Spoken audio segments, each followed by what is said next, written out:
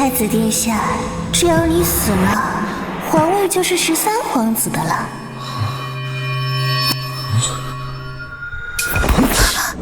你怎么醒了？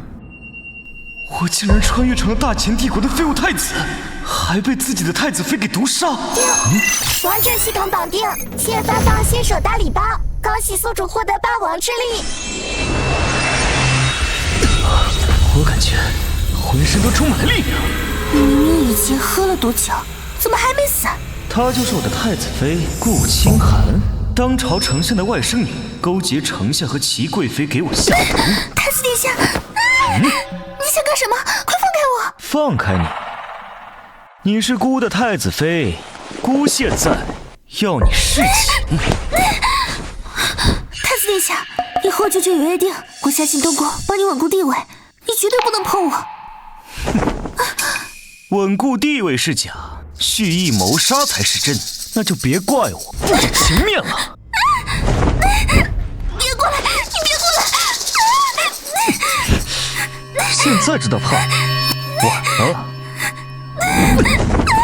走开！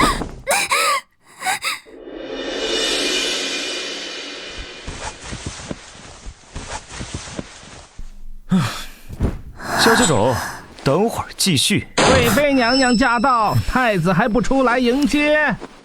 来得正好，本太子正要去找他。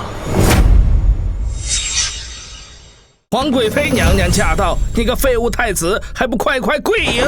哎呦喂！想让我跪迎是吧？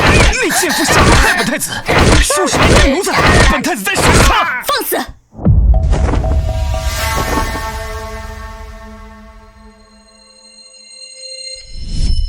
这废物竟然还活着，顾清寒怎么办事的？哼，废物，连本宫的人你也敢打？姨母，您可一定要为青儿做主。废物，你知不知道你做了什么事？齐贵妃，房间里就咱们3个，那不如……放肆！竟敢对本宫无礼！本宫要去禀告皇上，罢了你的太子之位。去吧，顺便说一下你和太子妃密谋毒杀姑的事，看皇上如何处置你。快住手！本宫是皇上的女人，你不能这样。齐贵妃，你以为你做的那些龌龊事就没人知道吗？父皇的身体每况愈下，你敢说和你无关？娘娘，大事不好了！皇上吐血昏厥了！娘娘，大事不好了！皇上吐血昏厥了！本宫筹划了这么久，那老东西终于不行了。可惜这个废物从小受那老东西喜爱，今日没能毒死他，依旧是我皇儿成为储君最大的阻碍。齐贵妃，你要衣衫不整去见皇上吗？今日之事，你若敢说出去半个字，我齐家和你不死不休。我得赶紧回去，让皇儿做足准备。我也该去养心殿了。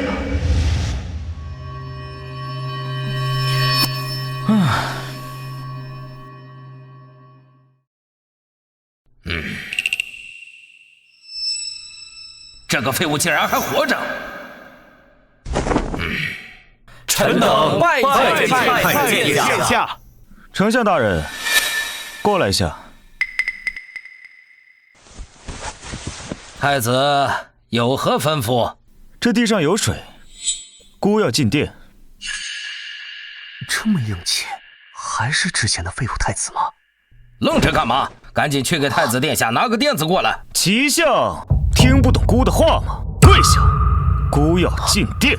太子殿下，你不要太过分了。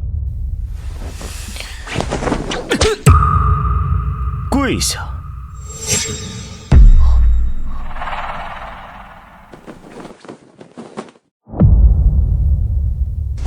趴下，四肢着地。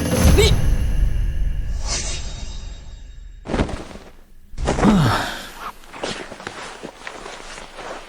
丞相大人，你毒杀姑的事情，不想被父皇知道吧？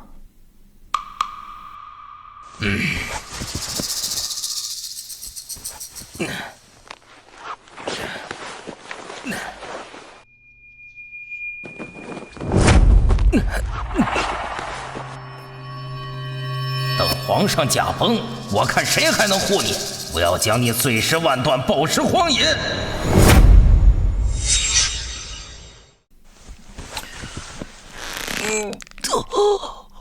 父皇，父皇，父皇，父皇，父皇，你快醒醒啊！儿臣早年就丧母，可不能再没有父皇啊！你快醒醒！老六，父皇也舍不得你。父皇，父皇，儿臣来迟了，你一定要保重龙体啊！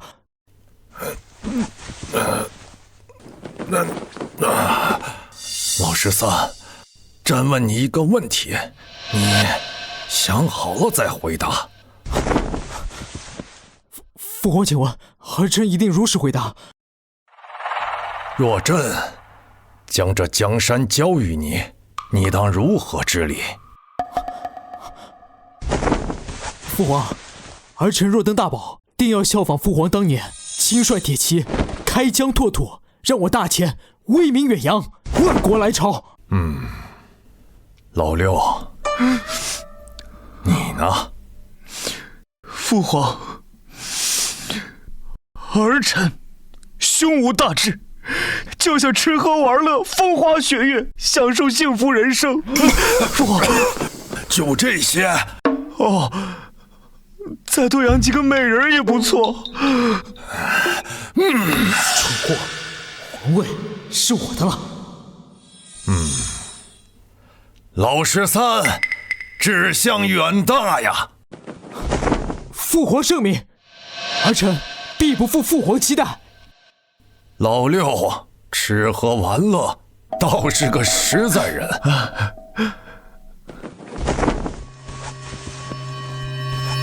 众卿听旨。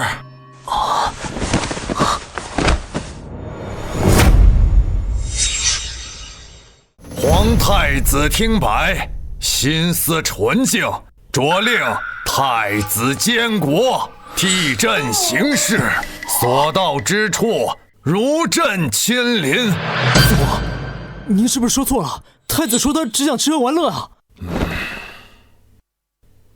朕这一生征战无数，深知开疆拓土风险之大，稍有不慎，整个大秦国运都压上了。父皇，儿臣有雄心壮志，难道错了吗？雄心没有错，但当皇帝更需要稳重。老六至少能做个守城之君。老六，朕把这家底给你，可别把家底败光了。儿臣遵旨。父皇偏心，他明明是个废物。朕一决，退下。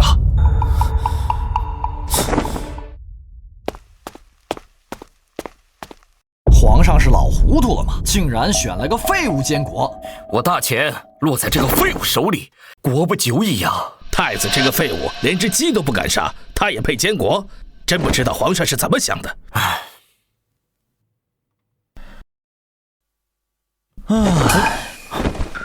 陈大人，你刚刚在说什么？本官说你是废物，不配监国。行，侮辱当朝太子，按律当斩。陈大人，你想怎么死？太子殿下，本官可是皇上钦点的户部尚书，我儿臣英更是御林军副统领，你敢杀我吗？要不本官借你几个胆子？哼，他竟然杀了户部尚书！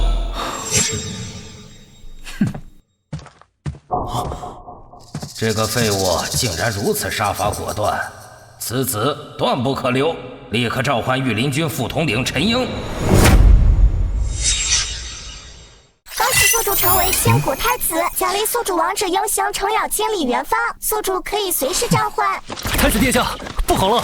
御林军副统领陈英带着2000名御林军包围了东宫，扬言要为父亲陈国维报仇。哼，来得还挺快。再去探。是。召唤程咬金。属下拜见太子殿下。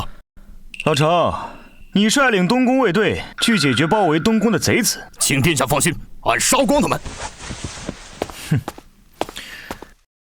元芳，拜见太子殿下。元芳，孤命你组建修罗卫，收集情报，监察百官，办案缉拿。现在就去调查哪些官员是唐爽的人。属下领命。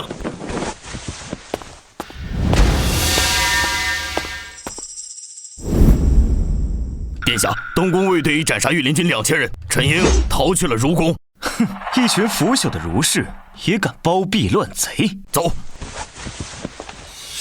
太子不学无术，滥杀无辜，若登大宝，我大前威矣。13皇子文武双全，您才配得上储君之位。我等愿意支持13皇子。快，13皇子，救我！快，13皇子，救我！孤的13弟，你可真是深得人心啊！这里是大前如宫，谁敢撒野？你们确定要包庇乱臣贼子？太子殿下，这里是儒学圣地，你竟敢动兵刃，还不速速退下！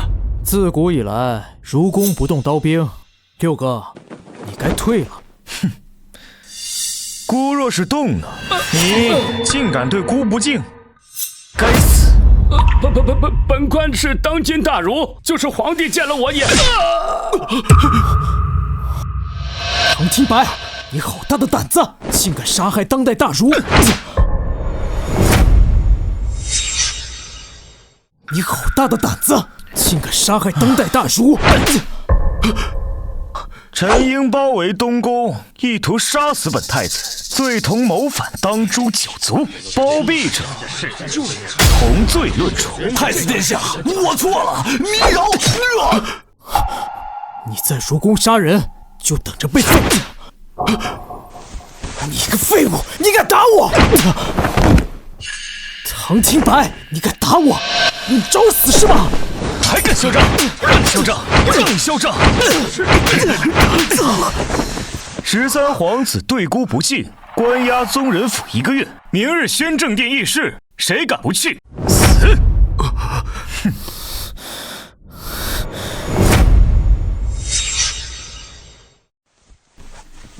青儿最近可乖得很啊。妾身如今只能依靠太子殿下了。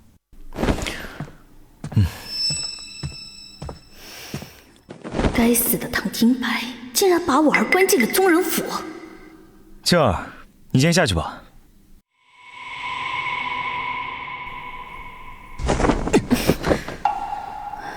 贵妃找孤何事啊？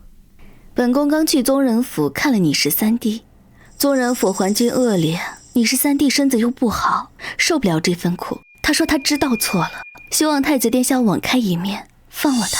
孤一句话就能放了他，可凭什么？凭他辱我，还是凭你伺候人的本事？太子殿下，我是你父皇的妃子，你可要想清楚后果。齐贵妃，你嘴虽硬，可身体却诚实得很啊！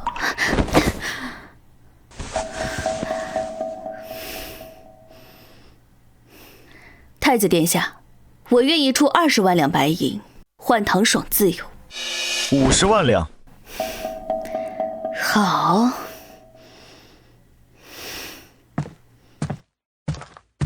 哼。恭喜宿主成功打脸贵妃，奖励宿主王者游行张良，出入身份正司品督察院左迁都御史。有张良这样的旷世奇才，朝堂上何愁没有根基？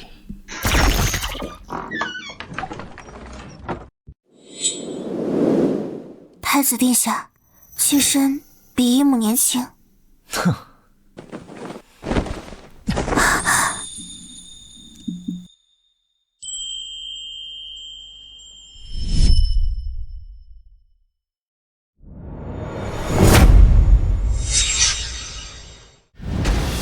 殿下，户部是大钱的钱袋子，您把户部尚书陈国维给杀了，这户部运转可就困难了。还望太子殿下快任命一位新的户部尚书。丞相言之有理，各位大人可有什么推荐人选？太子殿下，臣以为中书侍郎刘大志接任户部尚书之位。这是刘大志上半年的功劳。今年1月贪污200万两，2月150万两，3月100万两，4月100万两，到现在已经贪污了700万两。刘大志，去天牢里升官吧。丞相，这就是你推选的人呐。孤推举督察院左迁都御史张良任户部尚书。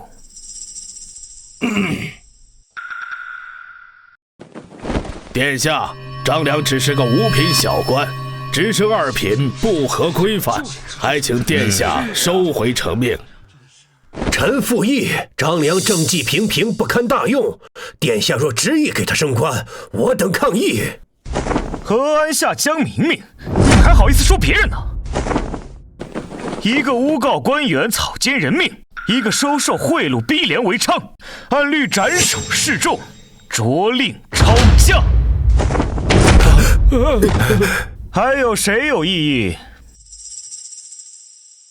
既如此，户部尚书便是张良。上任之后，孤给你拨款100万两，用以买粮赈灾救民。臣张良谢殿下重用，必不负殿下所托。唐廷白，你敢骑在我头上拉屎，我要让你知道大钱究竟谁做主。京都粮价暴涨，一夜翻了10倍，你怎么看？殿下，昨日刚说要买粮赈灾，今日4大粮商就集体涨价，背后应该有官员撑腰，同时有官员走漏了消息。张尚书，跟孤去街上看看粮行的情况。是。1担米4两银子，一夜之间你们张氏粮行竟然涨了这么多，你们就不怕遭报应吗？就是，大钱立国数百年来，粮价还从没有如此恐怖过。你们这些奸商，为了赚没钱，就要饿死我们吗？都废什么话？太不像话了！这样太过分了！小老儿就这么多钱，怎么可以打人？就你们一群贱民还敢抢我张家的粮食，都活够了是吧？想要粮食拿钱来，没钱就他妈等着饿死吧！谁敢再来抢粮食，这老狗就是你们的下场！张少，我错了，别打了，张少，粮食我不要了，你放小老儿一命吧。饶你一命，好啊！饶你一命，好啊！王八蛋，你是谁？敢打我？你知道本少爷是谁吗？本少爷是张氏粮行的公子，家父张德海。我们家有的是钱，你小心点儿。哦，你嘴巴不干净，抽你一巴掌帮你洗洗。顺便告诉你，孤叫唐听白，大前皇太子，家父是当今圣上。太子殿下高高在上，怎么会管这种小事啊？就是啊，大前朝廷从来都是帮有钱人，什么时候管过我们这些普通百姓？我觉得是真的，冒充皇太子可是诛九族的大罪啊！哼，你个王八蛋，敢冒充太子，你还敢打我？一群废物，都瞎了吗？给本公子上，打死他！你真是大前皇太子？张敖是吧？孤不想杀人，告诉孤。是谁暗中指使你们4大粮商涨价的？太子殿下，你在说什么？我听不懂。最近粮食短缺，灾民众多，小人想趁机涨价，大赚一笔。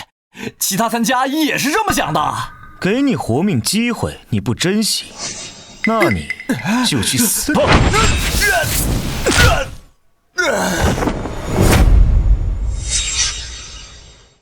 张良。你带着衙役去查抄京都4大粮商所有的店铺和他们的府邸。是。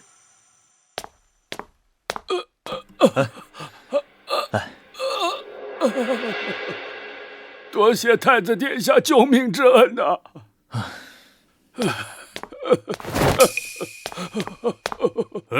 这个年纪有这样的身体，牛啊！老程，你带着4大粮商，把他们送到丞相府门口去。殿下，为什么要去丞相府？既然我找不出这幕后指使之人是谁，那就一律按齐德龙的蠢猪处理。好嘞，嘿。程咬金，你好大的胆子，竟敢带人围了我相府！今日之事，你若不给我解释清楚，将你当街斩杀！脖子在这儿了，齐老狗，你砍啊！有本事你就砍死我，否则我家殿下不可能放过你。怎么，想用唐廷白来压我？你以为我会怕？告诉你，你就是唐廷白的一条狗，即便是把你杀了，唐廷白连个屁也不敢放。齐德龙，你好大的本事，敢直呼姑的大名，还敢辱骂姑的人，你想造反吗？不敢，只是殿下您的手下太没规矩了，竟然要在丞相府审犯。齐德龙，你在教姑做事？臣不敢。姑的耐心有限，告诉姑，让你们掌家的幕后主使是谁？说了活，不说死全家。殿下，这人叫孙小明，是孙家的负责人。太子殿下，我就是想着粮食短时间运不过来，所以才想着涨价多赚一些钱。再说律法又没说不能涨价，我们自己的东西你也管不着啊。你这个奸商，你倒是委屈上了。你可知，因为你们恶意涨价，会有多少百姓会饿肚子，甚至饿死？姑今日就立下律法，凡生活必需之物，恶意涨价者，抄家灭族。唐廷白，你区区一个傀儡，凭什么擅自修改律法？有哪来的胆子来得罪我们4大粮行？我们背后可有大人物，现在放了我，不然让你们吃不了兜着走。你不说，姑也能知道是谁。把他们4个带到百姓面前杀了吧。饶命！饶命啊！嚣张，太嚣张了！把我丞相府当成什么了？一定要想个办法弄死这个疯子。丞相，有人举报你私藏朝廷通缉的逃犯，可有此事啊？唐廷白这个废物，现在要来收拾我了。太子殿下，绝无此事，一定是某个小人诬陷栽赃了我，咒那孙子全家不得好死。姑也想相信你是清白的，但口说无凭啊。不如姑派人进去搜查一番即可。殿下尽管搜。绕了一圈就是要搜丞相府，罢了，我就知道这小子现在不敢对我动手。今天丞相府怎么回事？又是杀人又是搜家的。各位大前百姓，姑乃大前监国皇太子唐廷白，朝廷监管不力，让小人钻了空子，4大粮商联手涨价，这是朝廷的失职，是姑的失职。殿下言重了，粮食涨价都是奸商做的，和你没关系。殿下，俺不会说话，但就凭您给俺们老百姓行礼认错，俺就知道您是个好太子。今后谁要是再敢说太子殿下的坏话，俺就打死他。哎呀！姑已经斩杀了4大粮商的家主，粮食价格已经打下来了，比之前还要便宜。需要粮食的百姓可以去好汉街，姑宁可赚不上钱，也要让大家吃上饭。太子殿下仁义，草民多谢太子殿下，太子殿下千岁，大秦万岁！太子殿下，丞相，府上着火了。着火了！殿下，我先去救火。让开，让开，让开！哼，干得不错。恭喜宿主完成心系百姓的隐藏任务，奖励宿主王者英雄白起，目前植入身份神机营副总兵，前往神机营签到即可召唤。姚金，把剩下的银子送去神机营。是。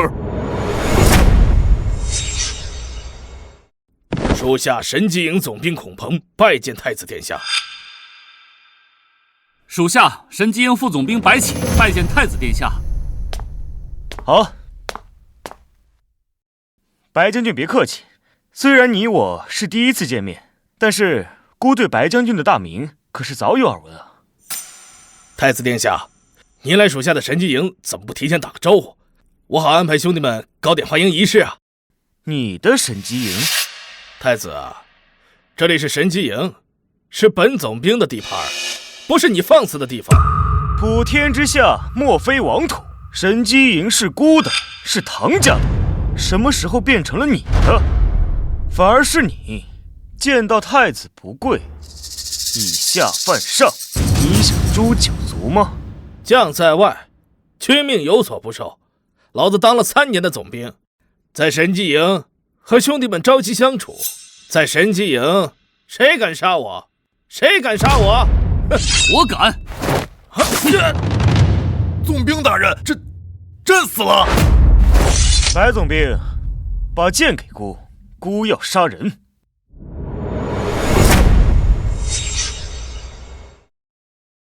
殿下，您要杀谁，直接告诉属下就好了。您是皇太子，如果您出了什么事儿，属下万死难辞其咎。放心，孤心里有数。刚刚你们跟随孔鹏对孤不敬，以下犯上，按律当斩。想怎么死，选个姿势吧。我们是孔总兵大人的人，我们自然要听孔总兵的命令。你想怎么死？我斩了你！小的愿为太子殿下效力。记住了，神机营是唐家的，也是孤的。是。你叫什么？家住哪儿？可有妻儿？每个月军饷多少？回太子殿下，俺叫王大力，山东府人士，还没娶媳妇儿，连女人的手都没摸过呢。军饷是1月1两银子。看来孔鹏克扣了不少军需，你们跟着孔鹏也没捞到什么好处啊。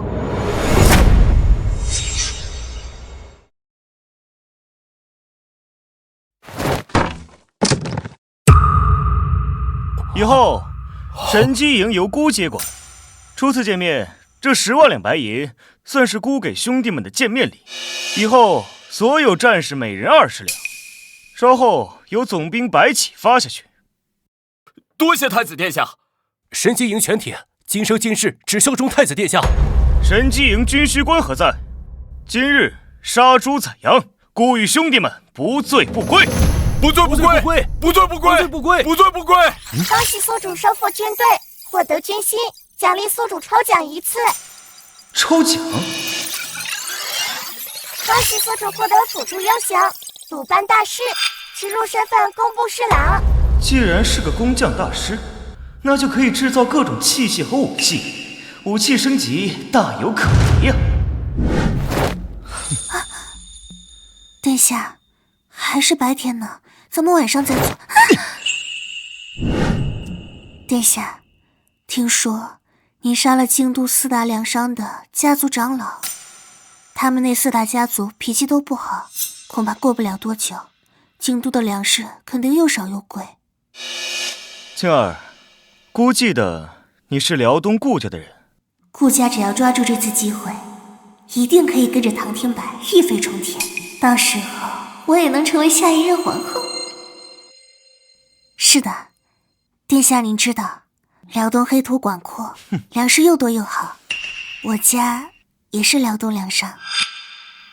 让你家京都负责人来东宫谈生意。妾身的弟弟今日就来东宫了，我叫他马上就来见你。好。姐夫，你总算来了，姐姐都跟我说了，要多少粮食，你说个数，弟弟我马上给你送来。顾公子，顾氏准备与顾家合作，顾家出粮食，太子商会售卖，利润55分。姐夫，叫我大同就行了。这利润啊，我1分不要。但是啊，这粮食本钱你得给我。你尽管放心，只要孤在一日，你们顾家就会一直有生意做。好嘞，姐夫。对了，大同，从你们东北府运粮食到京都，每担粮食成本价是多少？收购价是1担米20铜钱，除去人吃马桥粮食损耗，运到京都至少卖到30铜板，我们才能不亏。30铜板，倒也还可以接受。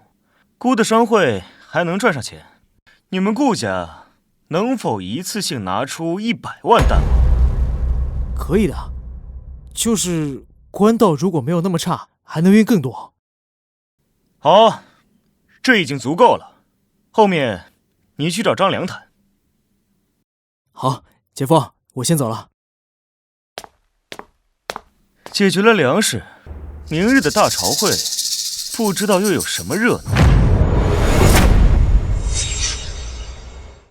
明天一早，皇上就要亲自举行大朝会。以皇上的性格，他一定会给唐廷白撑腰，所以你要先发制人，让唐廷白没有翻身之地。没错，狄尚书，明日你就第一个发难，以刑部的名义举报唐廷白私制龙袍、龙椅和玉玺，准备造反。没问题，只是皇上一定会派人去搜查。东西准备好了吗？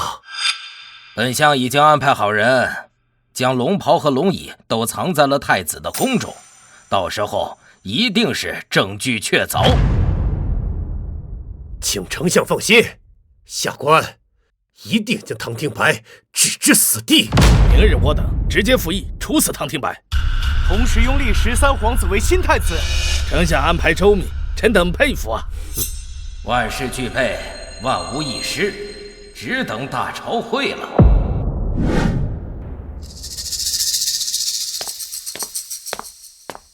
任务完成，只等明天早上皇太子被问罪，我就能去13皇子身边做贴身太监了。母妃，您就放心吧，这次丞相的计划万无一失。明天儿臣就会成为大前的皇太子，到时候唐廷白一个废太子，生死就在我们一念之间。到时候你可以好好报复他，要他求生不得，求死不能。皇上，丞相府、宁安宫和东宫都传回了消息。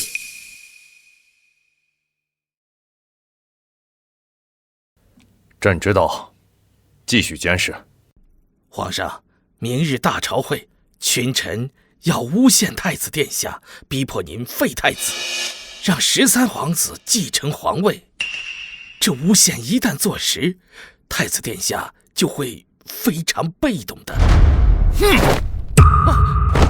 请皇上恕罪，老奴多罪，老奴该死。下去吧。坐镇的刀就要有能力，经受磨砺。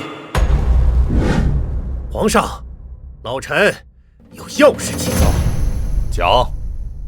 有丞相撑腰，这个废物太子今天死定了。刑部接到密报，监国太子唐廷白私制龙袍、龙椅以及玉玺，将所有赃物都藏在东宫藏书阁内。皇上，太子意图谋反，老臣请杀之。太子殿下造反，怎么可能？未来他就是皇上，他急什么？不好说，也许太子殿下已经等不及了，想快点成为皇帝。原来这样对付我，不过也没什么好担心的，大不了就真的反了。皇上，太子殿下意图谋反，臣请罢免太子监国位置。臣请皇上罢免唐廷白太子之位。皇上，太子意图谋反，按大前律应凌迟处死，其下属应诛3族。天子犯法，以庶民治罪，请皇上按大前律法办事。太子，你可有什么要说的？父皇，儿臣无话可说，这些都是栽赃陷害。狄尚书，今天你最好能把孤置于死地，否则诛三族、凌迟处死的就是你了。皇上，你都看到了吧？太子现在都不思悔改，还明晃晃的在朝堂上威胁臣。老臣一心为了大钱，请皇上为老臣做主啊！皇上，太子唐廷白性格暴虐，难堪大任，大杀儒生，天下儒生震怒，理应废掉。13皇子唐爽受本王亲自教导，心性纯良，可为太子让其坚果。父皇，儿臣愿为大钱帝国发展尽绵薄之力。唐龙身份尊贵，被天下读书人敬仰，尊称为半圣，连皇帝见到他都要叫一声三叔。皇帝可不会为了一个唐廷白就得罪唐龙，唐廷白今日必死无疑。连半圣都出来了，就为了罢免太子。太子这把刀实在是锋利啊，可惜这把刀真用的还算趁手，还需要他做更多。畜生，还不跪下！你竟敢斩杀大儒，动摇国本，现在立刻自裁谢罪，以此来平息天下儒生的怒火。哪怕是死，你也是大钱的罪人。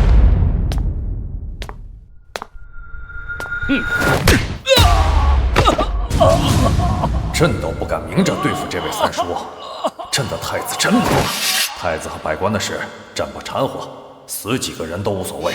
装病，装病。不好了，皇上晕倒了！太医，快叫太医呀！老皇帝还是只会这一招。现在，诸位大人，你们可还要换太子啊？唐廷白这疯子，连唐龙都敢杀，要避其锋芒。我等读的是圣贤书，岂能容忍太子在此如此肆无忌惮？我大钱落到这种人手里，必死无疑。唐廷白不配当储君，不配，不配，不配，不配！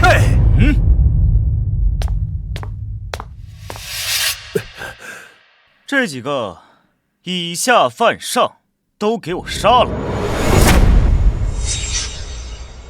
这几个以下犯上，都给我杀了吧！太子，你放肆！我乃亲封的正二品大员，若要杀我，没有皇上的圣旨，你敢杀我吗？太子殿下，若没有圣旨，您可不能杀狄英啊！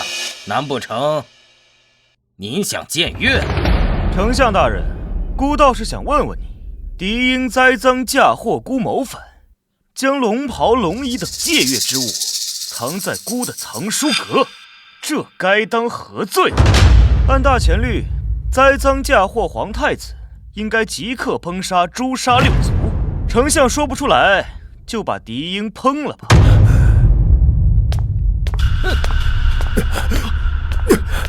你，其他大人都退朝吧，孤要去照顾父皇了。以下犯上那几位，都是咎由自取了。丞相，你是百官之首，约束好你的下属。未来这段日子，大钱再出什么事，孤都算到你的头上，你可明白？明白。退朝。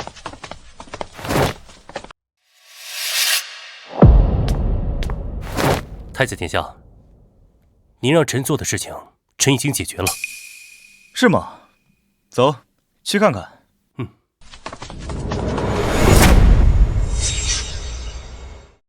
殿下，这是箭杆机做出的箭矢。这箭杆果然笔直。殿下，臣做的箭杆机只需要1个人即可操作，1个时辰便可生产约300根箭杆。没想到困扰我这么久的问题，就这样轻松解决了。好，你称得上大师之赞，孤给你拨20万两银子，制作这种箭杆机。好，一定不负殿下所托。殿下，试试。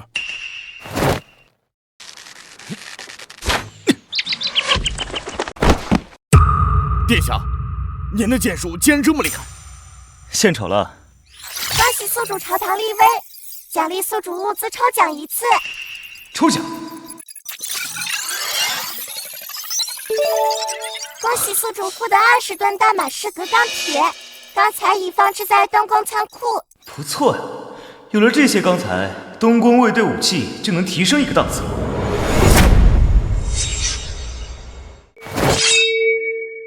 这把刀太疯狂了，不过朕拥有100万军队，刀永远只是刀，伤不了主人。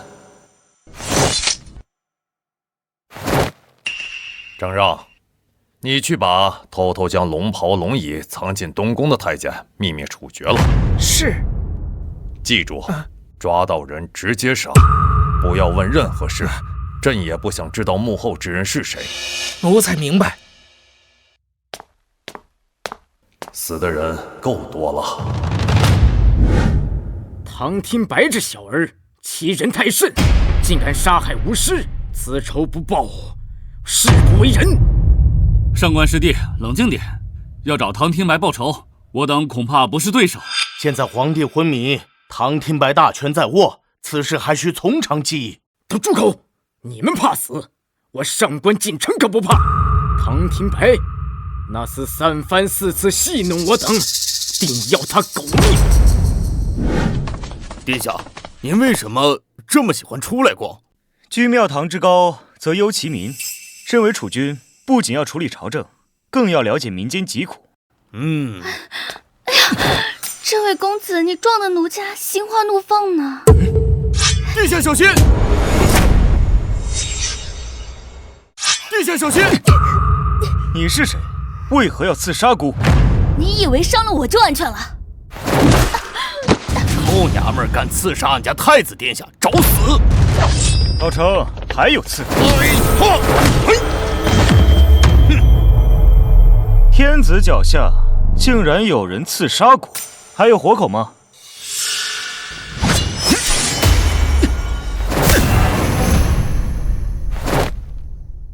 好剑法，姑差点就没躲过去。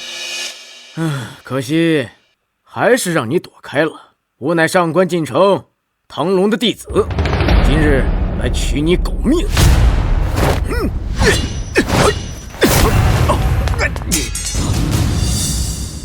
太子不是个废物，实力怎么这么强？打不过走为上计。唐天白，杀师之仇，不死不休，咱们后会有期。哼！哎，殿下有一个活口，看样子是狂刀镖局。将狂刀镖局夷为平地，建造厂房。是。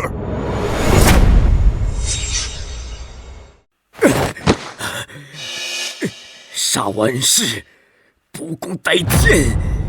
唐天白，只要我还活着一天，我一定会找你报仇的。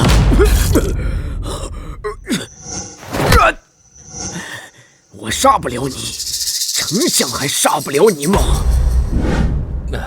上爷，最新消息，数百刺客当街刺杀唐天白，死了吗？数百刺客全部被杀，唐天白只是掉了几根头发。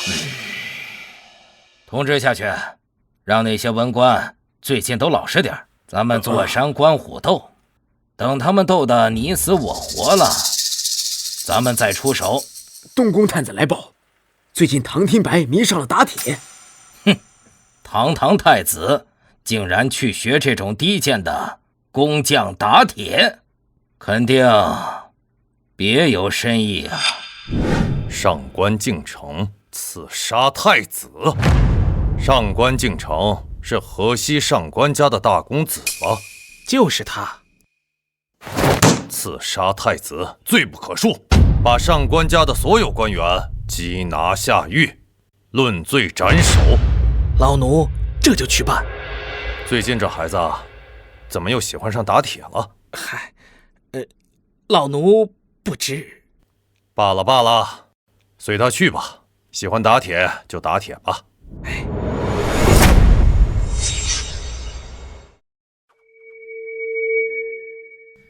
不错，剑体通红，还带着3条血槽，一剑下去必定血流如注，那就叫他少阳剑好了。这段时间总算没白忙。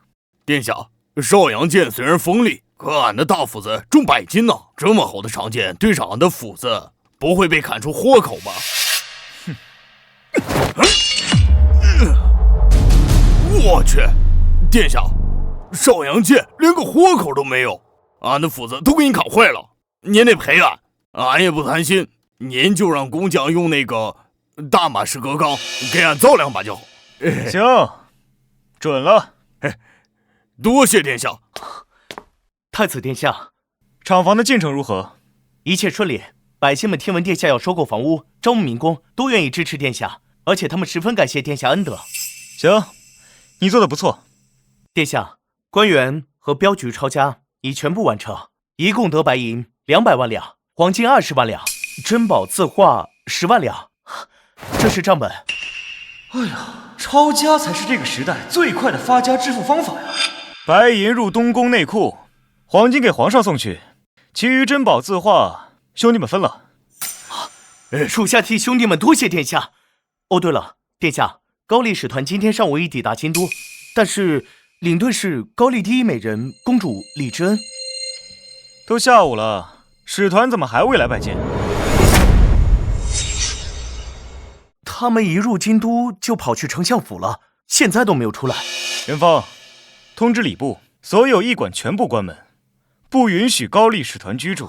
同时告知京都城内所有客栈，谁敢接待，格杀勿论。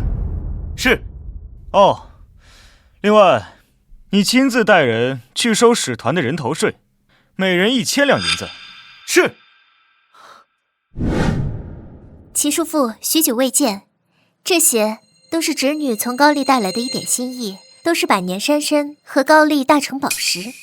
长公主太客气了，高丽王有心了。这使团进京，第一时间就来拜访本相，看来你们是很清楚大前当前的局势啊。现在谁不知道大前真正的主心骨是您呢？这大前皇帝陛下龙体欠安，太子又是个废物。侄女当然要先来拜见大前真正的掌权人。哎呀，还是大侄女说话好听啊！哎，坐下来说。齐叔父，侄女此次前来还有一事相求。我们高丽国小民贫，年年纳贡，岁岁称臣，百姓苦不堪言，所以侄女斗胆想请齐叔父做主，让高丽脱离藩属，不再纳贡。一个藩属国竟然妄谈独立，好大的胆子呀！齐叔父，大前皇帝年老体弱，太子就是个废物，朝政都系于叔父一身，只要叔父愿意点头，高丽愿用50万两白银作为谢礼。另外，我们只允许齐家商队入高丽进行贸易，其他大钱商人一律不允许入高丽。叔父，这可是独门生意啊！这小丫头倒是会打算盘，若真能让齐家垄断贸易，那财富便源源不断。而且正好借此事试探一下皇帝是否真的病入膏肓。大侄女，此事本相应下了，回头我就去宣布，高丽不再属于大前藩属，正好也让那些大臣们心里清楚，让他们知道这大前未来谁说的算。如此就多谢叔父了。只是唐廷白那里会有阻力吗？哎，有我在，一切都放心。唐廷白就是个废物，傀儡一个，不足为惧。既然如此，那侄女先回驿站，且等明日消息。好。唐廷白，你一个废物，拿什么跟本相斗？这大钱早晚是我齐家的。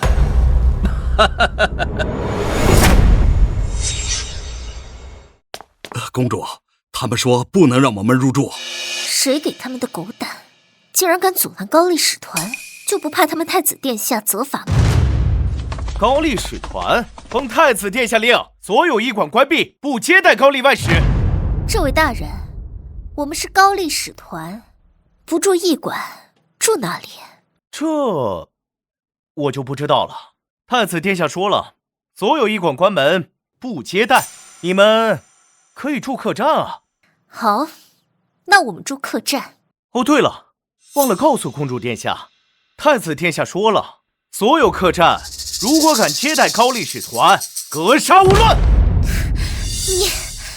你们大钱就是这样对待使团的？我要见你们陛下。皇帝陛下身体抱恙，不便见客。公主殿下要见的话，去见太子殿下。好，那我们今晚住哪里？这本官就不知道了。对了，太子殿下还有令，所有外使入京都需要交人头税，1200银。欺人太甚！我们高丽使团岂能受这等侮辱？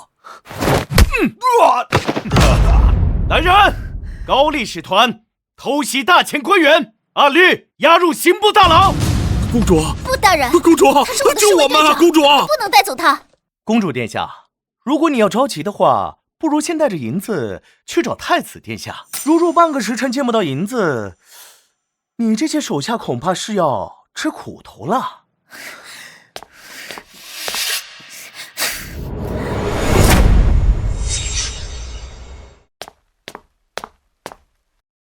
殿下，高丽公主李知恩求见。静儿，先退下吧。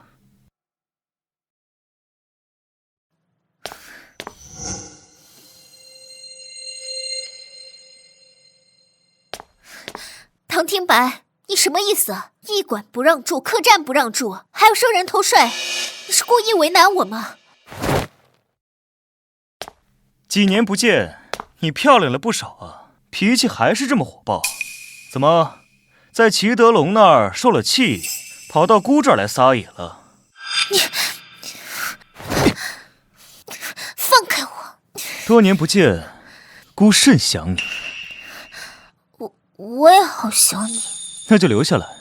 不行，我不能心软，我是高丽的公主，必须把国家放在第一位，我要为高丽争取利益。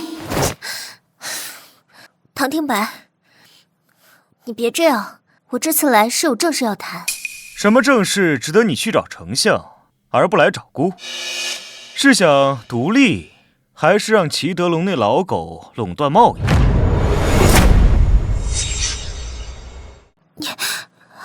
你怎么知道的？整个京都还没有姑不知道的事。你以为齐德龙那条老狗能保你？他连自己都保不住。知恩，姑给你2个选择：第一，老老实实当大钱的藩属国，该纳贡纳贡，该称臣称臣；第二，姑现在就灭了高丽，让你当亡国公主。你不能这样，我……哼。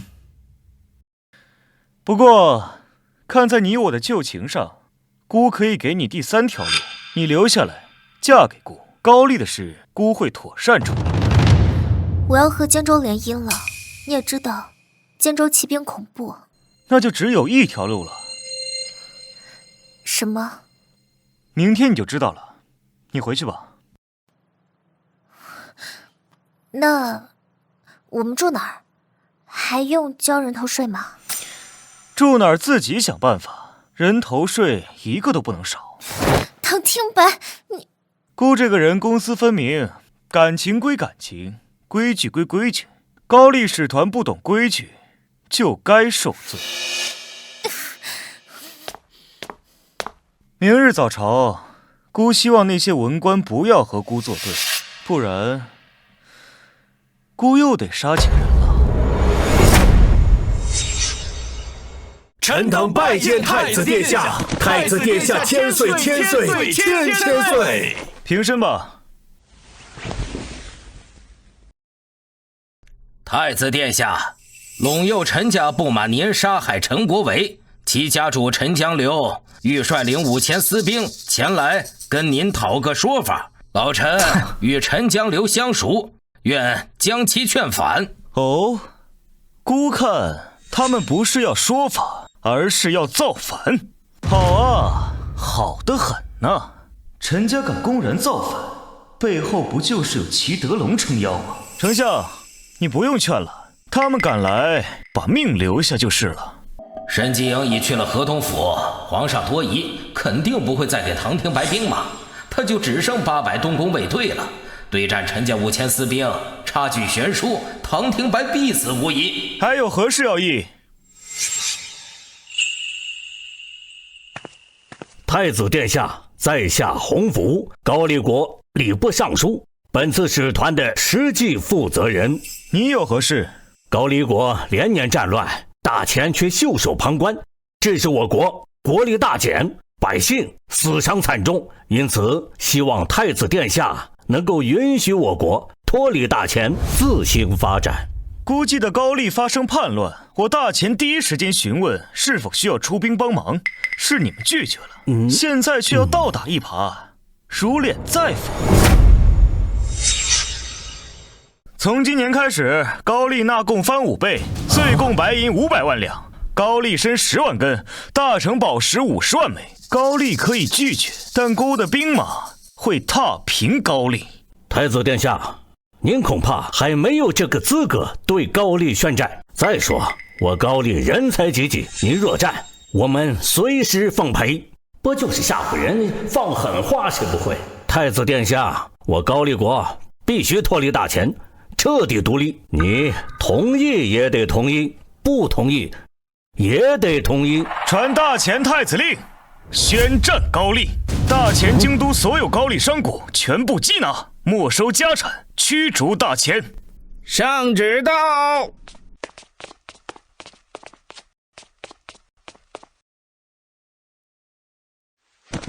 皇上有旨，命天武军、安武军以及第3骑兵营全部交由皇太子唐廷白指挥，有敢违抗圣旨者，诛3族。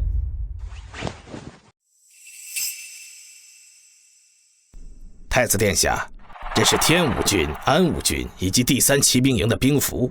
辛苦了，赵安党。皇上也不想让高丽脱离大前呐。此次对战高丽国，我一定要上前线。就知道老皇帝绝不会容忍高丽的放肆，这和小弟在老大头上拉屎有什么区别啊？洪大人，刚刚说不惧与大前一战，是吧？不能惹恼了这疯子，否则高丽必然生灵涂炭。太子殿下，高丽依然想脱离大前，我们可以拿出价值500万两银子的高丽参和价值500万两银子的大成宝石来平息太子殿下的心头怒火。就算你们同意今后5倍纳贡，这次我也要出兵，巩固我的太子之位，建立我的军中威望，以后也好接管军队。此次对高丽作战，孤亲自指挥，谁愿跟随孤一起出战？臣陆炳愿随陛下出战。臣张不一，臣钱文龙，臣南翼，请战。殿下，这高丽虽可恨，但还没到出兵讨伐的阶段。臣以为……闭嘴！孤已下令，谁敢劝阻，以通敌论处。好，很好，唐廷白，你若真要打，高丽奉陪到底。不过，本官提醒你一句话：战场凶险，你别死在了战场上。老程，将这2个高丽使臣拖出去砍了，脑袋装进盒子里，给高丽国国王送过去。唐廷白，唐廷白，你疯了！两不交战，不斩来使，这是自古以来的规矩。唐廷白，唐廷白，干得好！放开我！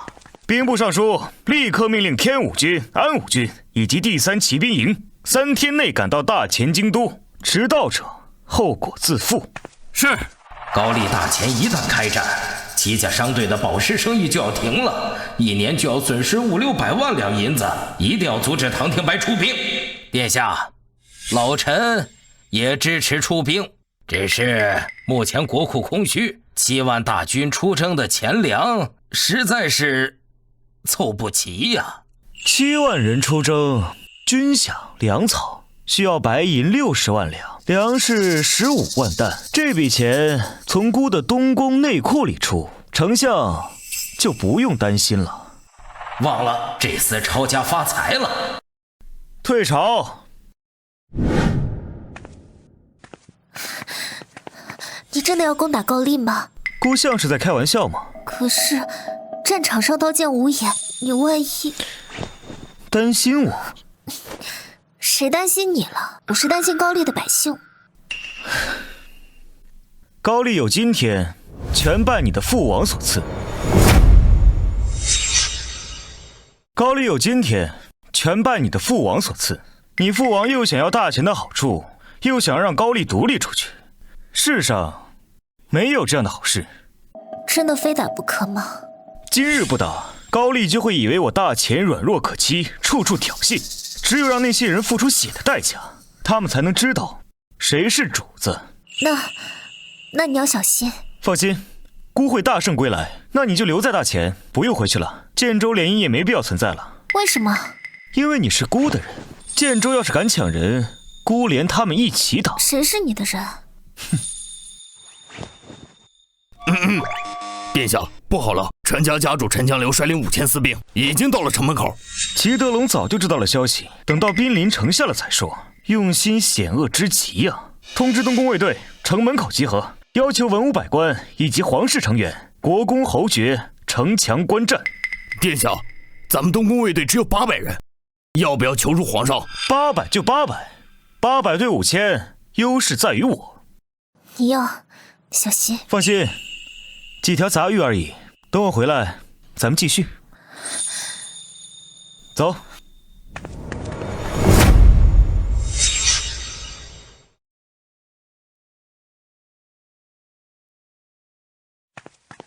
皇上，陈家家主陈江流已经带着5000私兵到了京城下，要太子殿下给他们一个说法。太子那边如何应对？太子殿下带着800东宫卫队迎战陈家私兵，同时邀请文武百官、国公列侯和宗族皇室城墙观战。小子，要是连这点小麻烦都解决不了，就别想接老子的担子。奴才明白了。你也去瞧瞧，一旦有什么情况，第一时间汇报。是。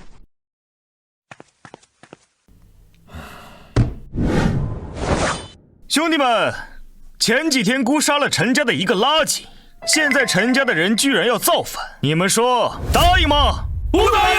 不答应！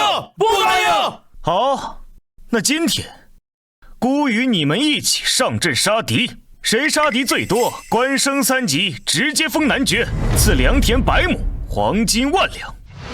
干死他们！干死他们！这个废物太子搭的台子还不赖，我陈江流今日要出大风头，我陈家的生意也要水涨船高了。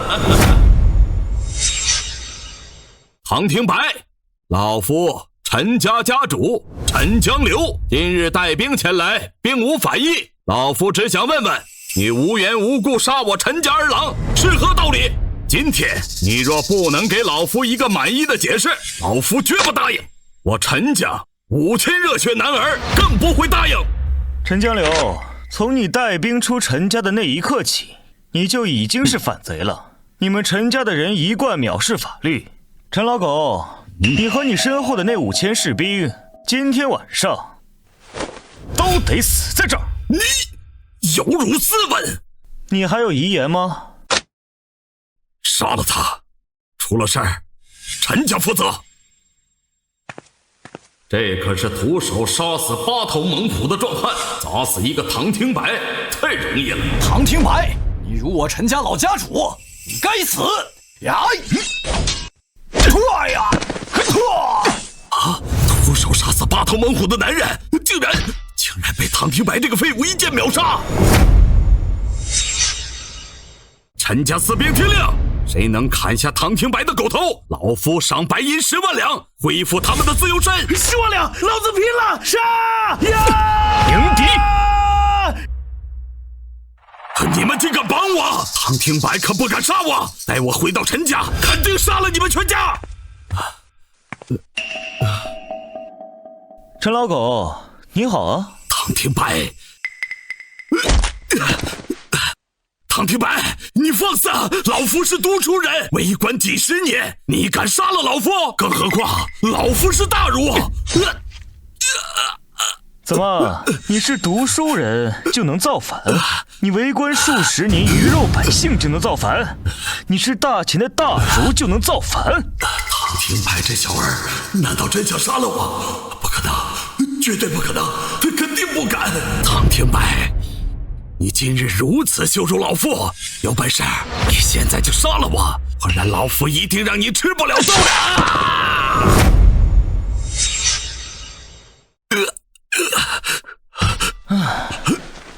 陈老狗，你说姑要是把你切片，大火爆炒送到陈家，请你陈家子孙品尝，你说你的家人会吃吗？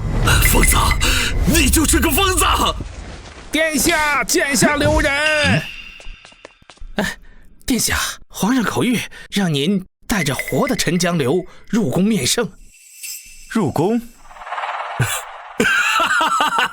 唐廷白，老夫背后还有陈家，还有许许多多的儒生。别说你是太子，就是你爹见了我，也得客客气气的。你今天斩了老夫一条手臂，老夫与你不死不休。对太子殿下说出这样的话，今天必死无疑呀！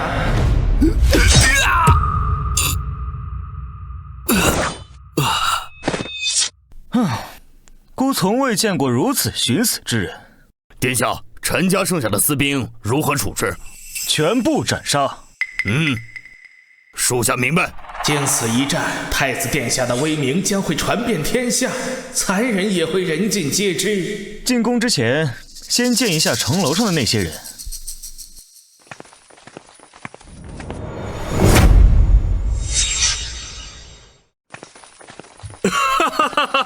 太子殿下果然英武无双，区区800人就灭了陈家5000私兵，800人却毫发未损。殿下能力出众，实乃我大前之福。诸位将军，孤出征在即，还望诸位将军和丞相一同坐镇京都，帮孤管理好大前。殿下放心，身为大前武将，臣等责无旁贷。好家伙，用这群武夫牵制本相，本相绝不让你如愿。殿下，您虽然赢了，但手段太过残忍，您怎么能斩杀降兵呢？您是想当暴君吗？圣人曾言当君子。哎呀，你个狗东西！800对5000，孤面临生死危机时，你怎么不说陈江流以多欺少，以下犯上，造反谋逆呢？你说孤是暴君？好啊，太子殿下，你想干嘛？诸位，孤是大秦的监国太子，孤就是这样的性格。你们看不惯就滚蛋，或者你们可以除掉我，前提是你们得有这个本事。丞相闲来无事，你带领文官去城墙下面清理尸体。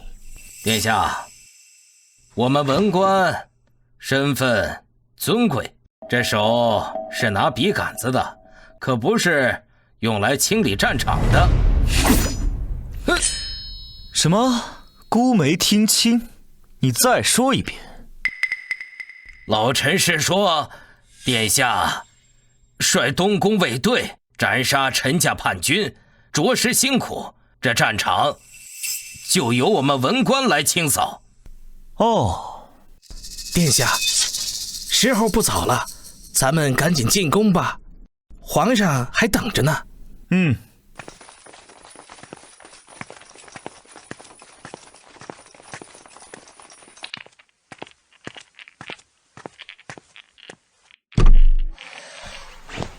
父皇，陈江流带到了，他的首级在盒子里。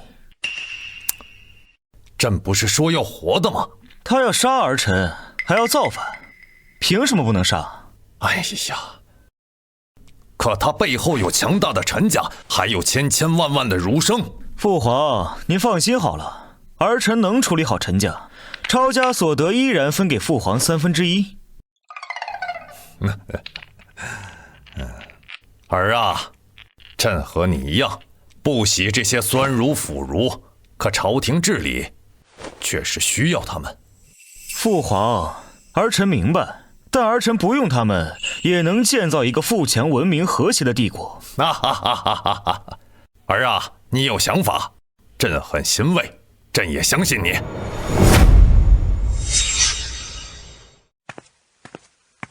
皇上，殿下，文官已经把城门口打扫好了，现在百姓人人称颂皇上和太子英明。哼。恭喜宿主以800胜5000，打击如耕企业，获得民众称赞，获得抽奖机会1次。抽奖。恭喜宿主抽中王者英雄韩信，植入身份天武军主帅，封爵淮阴侯。天武军主帅，也就是说3万天武军是我的人。马上要出征高丽了，你回去准备吧。是。大头，你家的粮食可还充足？孤与高丽对战，你们顾家至少要提供粮食100万担。姐夫，你就放心吧，我顾家的存粮至少还有300万担，足够几万大军吃的。再说粮食要是不够，还能去民间购买。这粮食要是出了问题，我自宫谢罪。狼牙剑制造的如何了？回禀殿下，工部目前有狼牙剑30万支，随时可装备军队。殿下，天武军主帅淮阴侯韩信到了。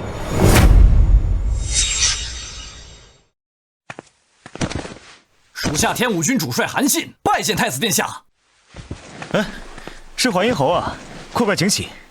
听说战士们已经半年没有发军饷了，所以姑就从东宫内库调拨了40万两白银，先发给兄弟们。太子殿下，40万两太多了，我们天武军10万两足矣。朝廷那些狗官不管你们的死活，姑来管。这次让战士们都改善一下生活，你们这些将士也该过好一点。属下多谢殿下，属下替3万天武军多谢殿下。殿下仁义，以后我就跟着韩帅和太子殿下混，谁敢说殿下一句不好，弄死他！俺也一样，俺是一个粗人，但俺可以用这条命来效忠殿下。好，快起来吧！现在去德胜门驻扎，今日杀猪宰羊，明日出征。是。大前的将士们，踏平建州，击败高丽，高丽国库1半的财产给你们。大前的儿郎们，你们有信心吗？杀！好，出发！唐廷白，你这个废物，既然成了你的阶下囚，你就给爷爷个痛快。这次算你运气好，要是本王子带1个7的兄弟过来，必定将你就地斩杀。唐廷白，你冷静一点，我父王最宠爱的就是我，只要你把我放了，你想什么我父王都会给你的，真的。姑还以为你是一个有血性的，不过如此。你在边境杀我大前无辜子民，你今日必须死。说说吧，战况如何？天武军全歼1500名建州兵，天武军重伤2人，轻伤8人。做得不错。休整片刻，将那些被建州兵残忍杀害的大前百姓埋葬了。属下明白。殿下，刚刚得到消息，神机营已经顺利进入高丽王宫，在白起将军的带领下，神机营3战全胜，消灭高丽军2万人，活捉15000人。战争就要结束了，我们处理好建州兵士，就拔营去高丽王宫。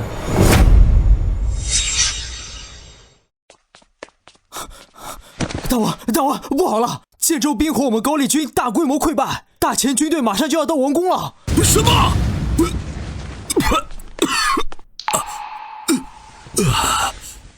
朕现在高丽内有外患，你立刻嫁给建州大王子，到时候建州必定举全国之力来帮我们。朕呐，为父的命，你兄长弟妹的命都在你身上。父王说了，他年事已高，身患重病，传位于我。从此，我就是高丽的王。诸位爱卿，可有异议？此次你要回到高丽？我不要嫁给建州王子，我要嫁给你。啊，我知道，但是我需要你帮我。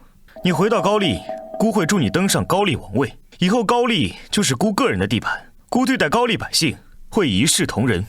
好，我答应你，给你一个保障，未来若你太子之位受到威胁，高丽就是你的跳板，助你重振旗鼓。好，知我者，知恩也。那你今晚要好好谢我。哼，竭尽全力。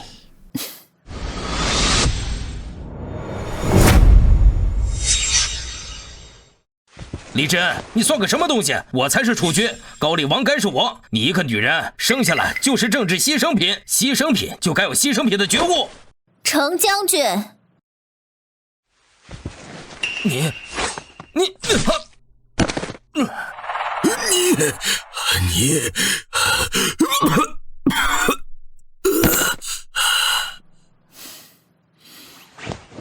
父王，父王已死，从今日起，我就是高丽的王。诸位爱卿可有异议？臣拜见女王。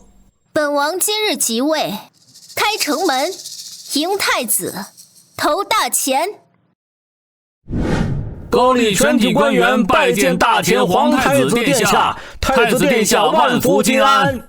起来吧。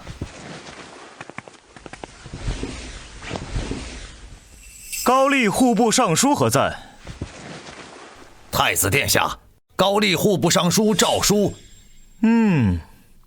赵尚书，现在高丽百姓每年税率多少1/5。这么高？传孤命令，免除高丽百姓3年赋税，违抗者诛杀3族。准，大前皇太子的命令就是本王的命令。老臣遵旨。高丽是大前的附属国，从今以后，大前最精锐的天武军会永久驻扎高丽，保护高丽百姓的安全，同时将高丽国库内的钱粮全部运回大前。你们可有异议？孤会将高丽国库内的钱粮全部运回大前，你们可有异议？搞这一出，未来100年高丽再无翻身机会。太子殿下，国库您不能带走，大前天朝上国看不上这点钱财，可却是高丽安民乐业的命根子。这事一旦传出去，大前的名声将会极大受损啊！说的大义凛然，就是想留着钱东山再起。太子殿下，您要是带走高丽的钱粮，就是抢夺，还请三思。高丽百废待兴，大前作为宗主国，理应拨款赈济高丽，请殿下留下钱财。各位莫不是忘了，大前是战胜国，并且我们有能力打下高丽的京都，只是顾念百姓罢了。所以高丽国库本就是大前的。话虽如此，但那是拖出去打30军棍。是。哎呦，走。看来大家无异议了，粮食留下300万担，其余钱粮自化，全部运回大前。臣遵旨。好，下面议一议高丽未来的发展。散朝。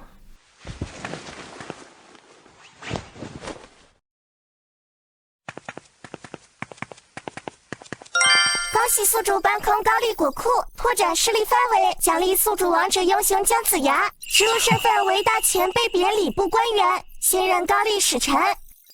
姜子牙，超级合格的丞相，我身边武将一群，文官少得可怜，现在好极了，明日就亲自去迎接。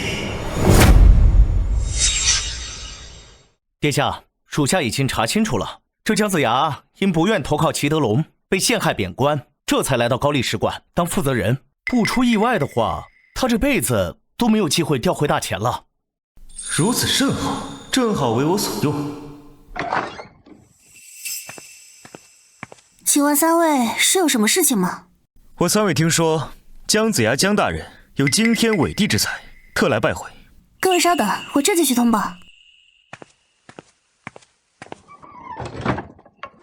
殿下，您都这么礼贤下士了，这老家伙什么意思？姑想吃爆炒舌尖，就割你的舌头可好？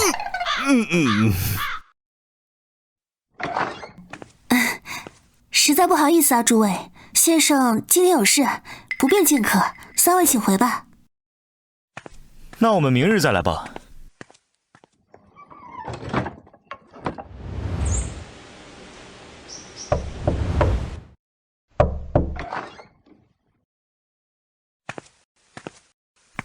麻烦通报一下，就说唐听白请先生出山。几位稍等，我这就去通传。殿下，这次你亮明身份了，这个姜子牙总该恭恭敬敬的出来迎接您了吧？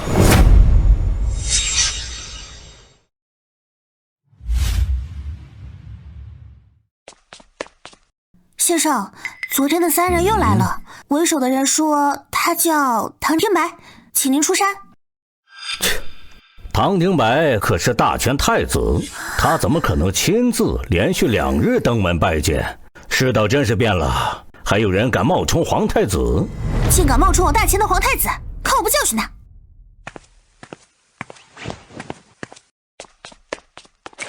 啊，哈哈哈哈哈哈！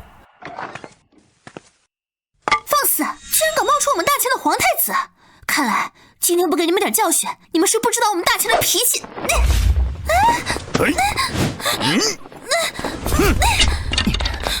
好了，别闹了，快去请你家先生出来，我家殿下不喜欢等人。殿下，费那老劲干嘛？俺直接进去把人抓出来。您真是太子殿下，太子殿下万福金安。我是不是给我们家先生惹麻烦了呀？殿下，俺把姜子牙给您请出来了，是直接宰了还是烹了？我还等着我当了皇帝了，让姜子牙当丞相，这事搞的。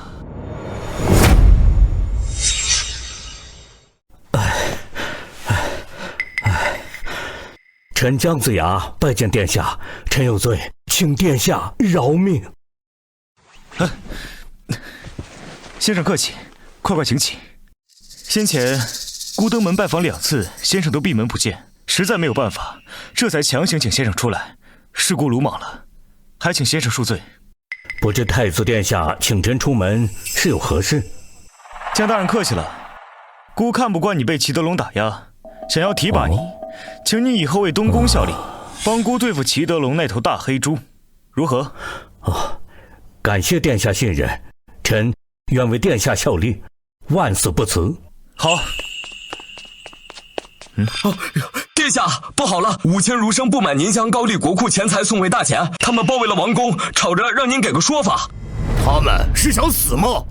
姜大人，您见多识广，您觉得此事应该如何处理？殿下，这些儒生太放肆了，直接放过，今后只会更加肆无忌惮，而且消息一旦传回大千，大千的儒生也会效仿此法呀。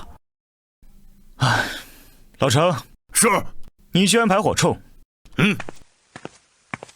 姜先生，你带着那些被火铳打湿的儒生脑袋送去高丽儒宫，带孤问问他们到底是怎么想的。要想做孤的敌人，那高丽儒宫就没有存在下去的必要了。臣明白。儒生如此大规模集体行动，背后必然有人从中作梗。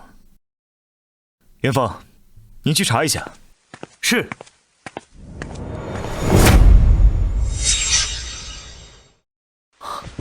殿下，您猜的没错，上官进城后来投靠了丞相，丞相送他到高丽作乱，属下已将其斩杀。好，下面孤要说件更重要的事，论功行赏。此次神机营功劳最大，神机营总兵白起赏白银10万两，神机营参战将士每人赏赐白银1000两。殿下，这也太多了吧！神机营有5000人呢，500万两白银啊！这传到朝廷，您也要被攻击了。无妨，散会后你们自行去国库领银子。白起、元芳和老程都一样。多谢太子殿下。白起，孤要组建轻骑兵营，由孤亲自指挥，扩充神机营为2万人，分为火铳旅营和重甲步旅，这2个由你亲自统领。对了，以后神迹营就叫青龙军团。多谢殿下给属下机会，请殿下放心，属下保证带着青龙军所向披靡。属下以性命担保，青龙军团是您的，是大钱的。也就是说，青龙军只听从殿下一个人指挥。殿下，京城来人了，带着圣旨，气势汹汹的样子。殿下，京城来人了，带着圣旨，气势汹汹的样子。难道京都发生了大事？让人进来吧。是。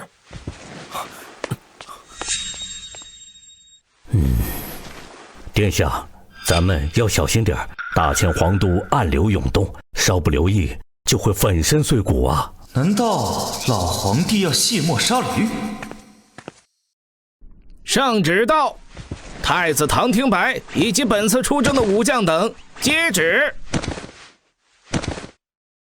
太子出征高丽，震慑建州，立下大功，朕深感欣慰。朕近来多病，太医言海外仙山有灵丹妙药，特命太子前往寻之，归来即可继承皇位，治理大前。狗皇帝难道是怕殿下功高盖主？奉天承运，皇帝诏曰：太子巡要期间，东宫卫队编入大前金吾卫，程咬金任金吾卫中郎将；太子府修罗卫编入大前锦衣卫，李元芳任锦衣卫千户；神机营协助天武军驻扎高丽。哼！太子殿下，您先息怒。这段时间百官谏言，信王、宁王和吏部尚书曹豹联合起兵要清君侧，要求皇上换掉您这位暴虐的太子。信王和宁王手上加起来有15万兵马，他们进京了。驻扎京都的将领全部被曹豹买通，主动打开了城门。皇帝现在被软禁了，现在大前京都由信王唐威、宁王和曹豹共同负责。这哪里是清君侧，这分明是逼宫。殿下，他们和您彻底撕破了脸，您回京就有危险。原来皇上不是担心功高盖主，是在保护你。张安达，齐德楼也被软禁了。是啊，丞相在被软禁的时候，当众辱骂信王和宁王，还说您杀伐果断，是明君典范。就我和齐德龙不死不休的状态，他怎么可能支持我？这背后未必没有齐德龙的影子。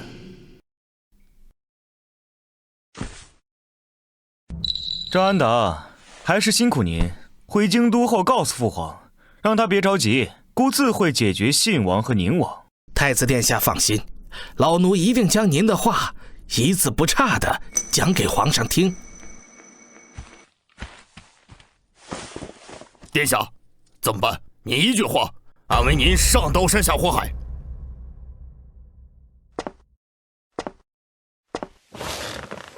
白起，你立刻带兵回河东府招募青龙军，就地训练。属下领命。韩信，通知下去，建州伤我大前百姓，损我藩属国利益。明日孤带着天武军进攻建州，让大家做好准备。属下领命。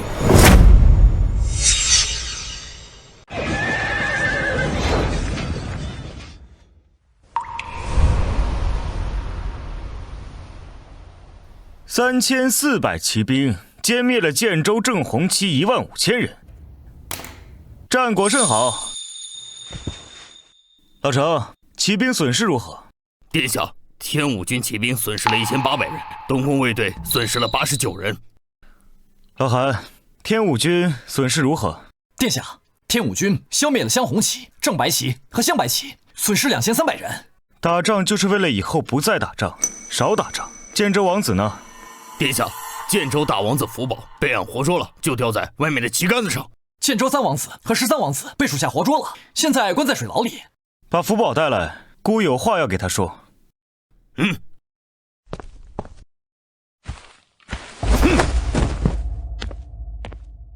殿下，福宝带到了，是直接弄死，还是烹了炸了？太子殿下，这次是我们建州的错，不该欺负大前百姓，我们建州愿付出任何代价。任何代价？是的，只要您不杀我，我保证今后建州就是您的一条狗，您让往哪咬，我们就往哪咬。你也知道，我们大前和建州没有什么纠纷，偏偏你们欺负我们大前百姓，犯大前者，虽远必诛。太子殿下，我们建州愿意求和，愿意称臣。孤可以接受求和，3天时间，建州要出白银8000万两，优良战马10万匹，以及纯种白马1万匹。这也太多了，时间还这么短。看来你想战死啊！也罢，孤费点劲，灭了建州。哎不，我们建州愿意求和，我回去就和父王说。好，3日之后，孤要见到你和你父王亲自来请罪。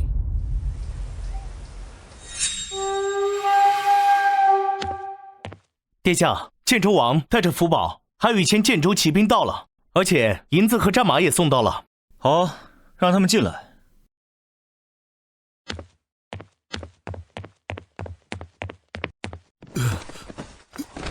太子殿下，小王是来请罪的。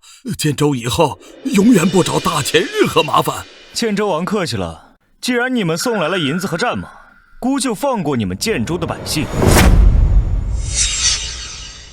建州王进攻我大前军队的命令，可是你下达的？太子，您这话是什么意思啊？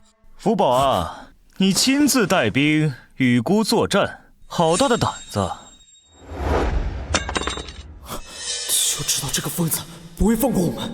孤是个善良的人，不会杀你们父子2人。不用死了。但话说回来，你们俩要是都活着，别人就以为孤是软柿子好欺负，所以你俩决定一下，到底谁死？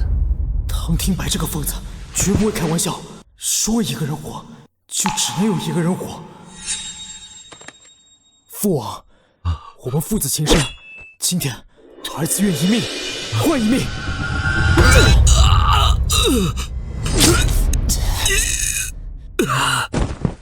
父王，您老了，该死了。儿子还年轻。太子殿下，现在我可以走了吗？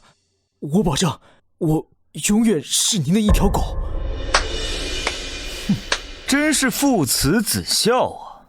不知你们是否兄友弟恭呢？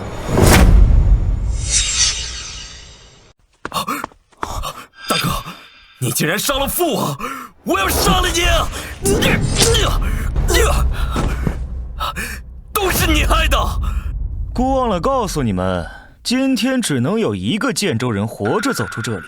你们说是谁呢？四哥，我们是手足兄弟，我们可以一起死啊，但绝对不能互相残杀。没错，我们兄弟情深，是不可能把刀对准兄弟。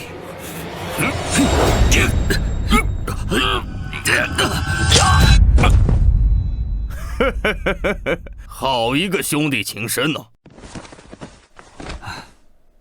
太子殿下，这次是建州错了，请您再给建州一次机会，再给小人一次机会。小人钦佩太子殿下允文允武，小人愿意认太子为义父，请义父不要拒绝。从今以后，建州只听义父一个人的命令。上一个擅长认干爹的还是吕布，这家伙不会也背刺吧？不过现在还真需要他。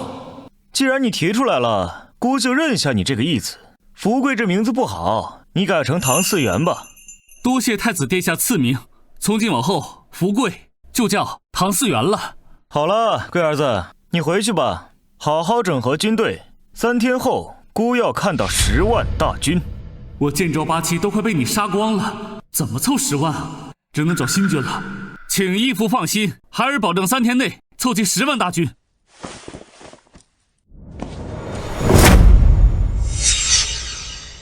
殿下，这个福贵贪生怕死臭不要脸，您收这样的人当义子，还让他整合军队，这是啥意思？殿下的意思是说，让建州的军队去跟信王和宁王对抗。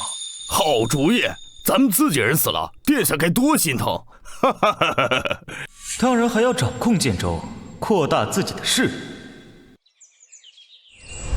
信王还真是孤的好兄弟啊，在京都胡作非为，大肆敛财，这才多久，京都粮价暴涨，百姓又吃不饱饭了。孤一定要将信王碎尸万段，为大前饿死的百姓报仇。义父，10万大军孩儿已经全部带来了，请父王吩咐。很好，孤命令你立刻带兵前往大前京都，团灭大前叛贼信王和宁王。只要你团灭，孤保证你一直是建州王。孤有生之年不灭建州，两国还能开放交易。请义父放心，孩儿保证斩杀信王和宁王的全部叛军，将他们的头颅献给父王。去吧，半个月内孤要听到捷报。是。你带着天武军兵分2路，去占领宁王和信王的封地。是。恭喜宿主收复建州，宿主获得一次抽奖机会。抽奖。恭喜宿主获得500左轮手枪、400把霰弹枪和5400把纯挺步枪，已发放至军械库。给东宫卫队和他们几个配上甚好，东宫卫队实力都翻上10倍。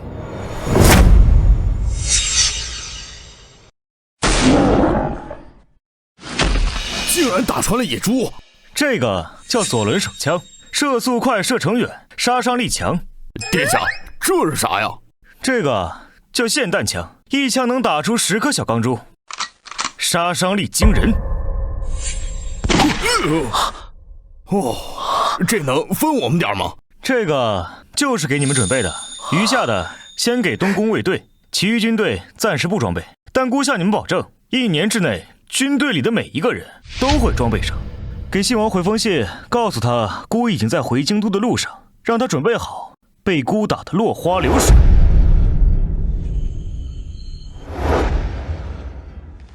唐清白欺人太甚，狂妄之极。他想打，本王就陪他打一场。大哥，唐廷白手下有不少骄兵悍将，他还能打败高丽，收复建州，咱们还是得小心点。放心就是，明日本王亲自率兵击败他，活捉废物太子唐廷白。你就防备好父皇就行。父皇？父皇的实力深不可测呀，他是故意让咱杀入京都的。怎么说？明日我能打败这个废物唐廷白，太子之位就是我的。如果我败了，父皇就会动用他的力量解决掉我们。皇上是把你们俩当磨刀石，顺带看一看唐廷白的能力，所以我们必须要赢。我们有15万人，没有输的可能。三弟，只要我当了大前太子，将来这天下你我兄弟共享。皇上，太子殿下快到京都了，还给信王送了封信。信王扬言一定要击败太子殿下。手心手背都是肉，该怎么选呢？张让，你怎么选？皇上，奴才是您的人，今生今世只效忠您一人，您选谁，奴才跟着就是了。通知下去，一旦唐廷白击败信王，立刻命令左右金吾卫清洗信王、宁王的军队。是，可是如果太子殿下败了，朕需要的是一位能文能武、为大前开疆扩土的君王。太子不合适，朕就重新立一个。如今大前危机重重，需要一位强势能干的君主。殿下，捷报传来，淮阴侯韩信率领的前5军3天就打下了信定和宁地。他请示下一步怎么做？传令下去，原地驻扎，严格遵守军法，不许骚扰百姓。是。殿下，唐嗣源带着建州的10万骑兵，与宁王5万铁骑苦战2天2夜，活捉了宁王。建州损失了3万骑兵。殿下，在火枪和手枪的助力下，我们包围了信王剩余的部队，捕捉了信王。好，把人带进来。是。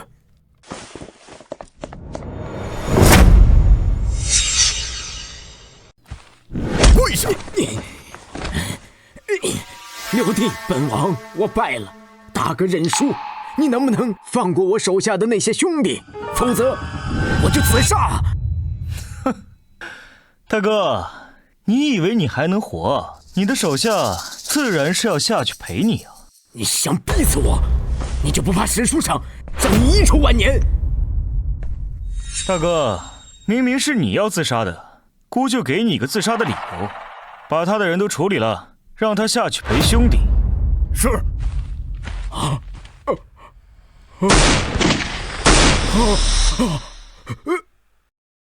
大哥，自杀很难吗？你不会，弟弟帮你。你真敢杀我！带下去，除了要他的命，怎么样都行。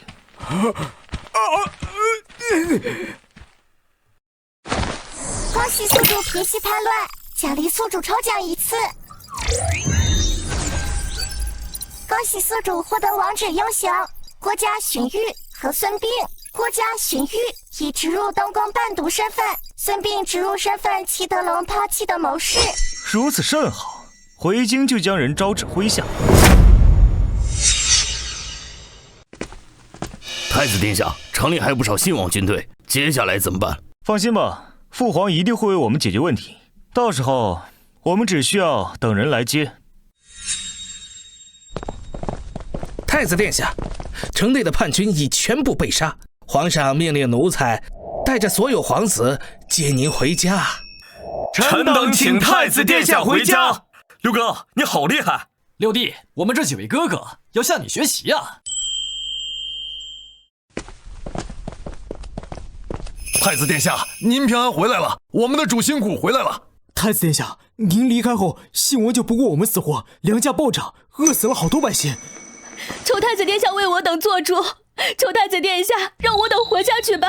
求太子殿下让我们活下去。好，都起来吧，姑马上就派张良解决粮食问题，粮食一定会恢复，到时候猪肉也会低价出售，姑一定会让你们所有人都吃饱饭。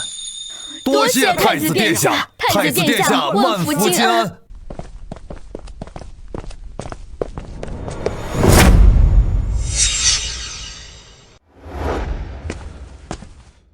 父皇，儿臣回来了。这次战胜了高丽和建州，从2位国王身上获得了8000万两白银，1000万已送入了您的私库。我这便宜老爹爱财如命，现在有一大笔钱，不该高兴吗？这又搞什么嘛？五儿回来了，你是朕最喜欢的儿子，朕这下能安享晚年了。皇帝的嘴骗人的鬼。哎呀，朕年纪大了，身体也不好了，就想抱着钱睡觉。这金无畏，你也接手吧。皇帝还要给我放权？请父皇放心，儿臣定能护好京都，保护好您的安全。哎呀，老六，宁王和信王是你的手足啊。这是在和我谈条件啊！放了那俩家伙，金无畏才是我的。父皇放心，儿臣明白怎么做。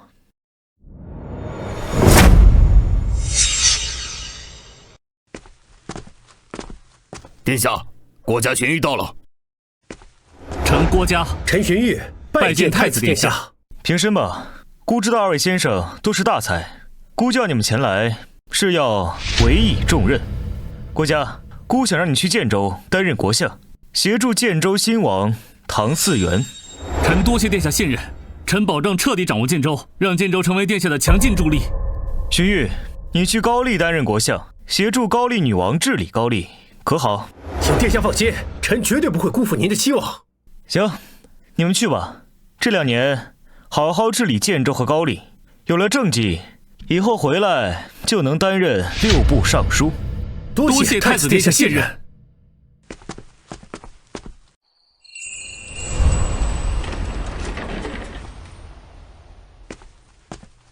殿下，孙膑到了，他的膝盖骨被齐德龙挖了，已经残废了。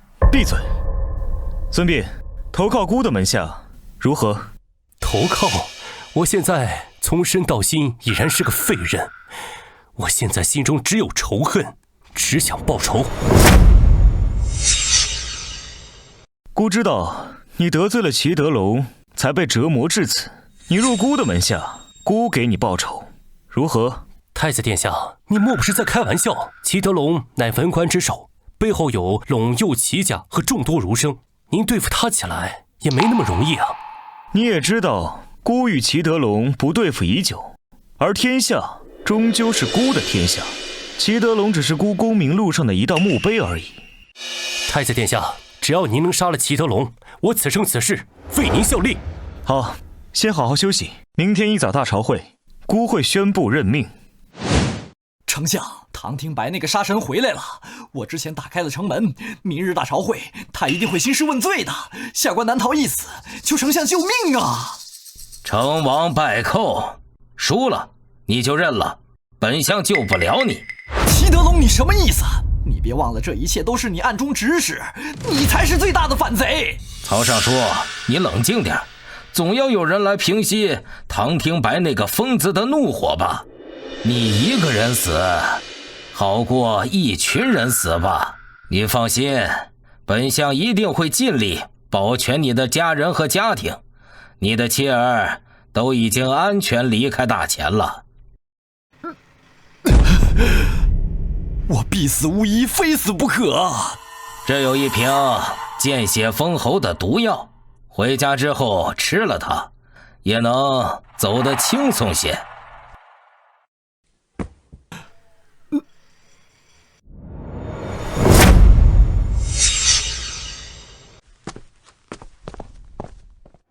殿下，吏部尚书曹豹在家畏罪自杀了，投靠信王的官员也全部服毒自杀。意料之中，这肯定是齐德龙做的。不过现在还不是动他的时候，走，去宣政殿，孤给他留几分薄面，也希望他懂点事儿，也给孤面子。是。臣等拜见太子殿下，恭迎太子殿下凯旋。难道太子殿下要对我们兴师问罪？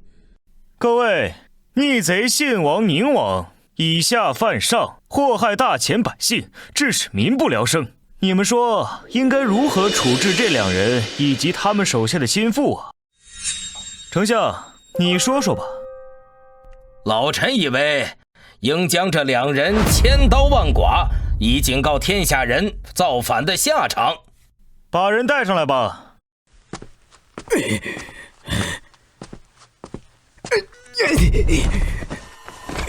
唐廷白，要杀要剐，直接给老子个痛快！休想羞辱本王！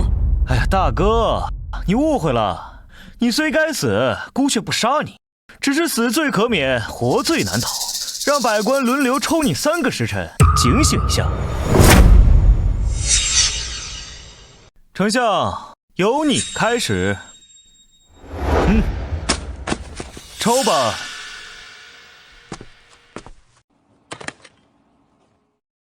老臣得罪了。齐德龙，你放肆！就凭你也想羞辱本王？你当是？